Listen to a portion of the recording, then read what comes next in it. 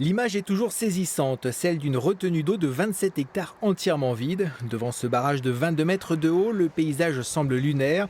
Depuis mi-mai, l'abaissement progressif du site a été effectué pour une vidange complète et surtout pour un curage, le premier en 60 ans, permettant de retirer 40 000 mètres cubes de sédiments. Ces sédiments sont notamment chargés en matière organique, en nutriments, principalement le phosphore qui est reconnu responsable aujourd'hui des phénomènes croissants de développement de microalgues, de cyanobactéries qui compliquent l'utilisation de cette eau et ses qualités pour l'alimentation en eau potable notamment. Autre opération nécessaire, la maintenance hydraulique, le remplacement de certaines canalisations et de la vanne au fond de l'ouvrage, ainsi qu'une inspection de contrôle de l'édifice.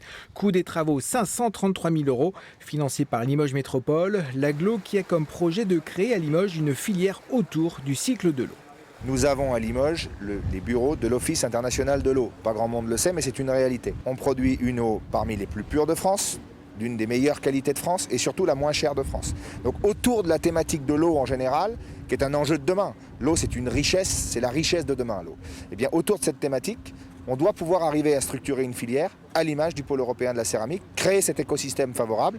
Fin de cette vidange mi-novembre, la remise en eau débutera avec un remplissage grâce aux pluies hivernales. La deuxième ressource en eau pour Limoges et ses environs sera alors opérationnelle au printemps 2021.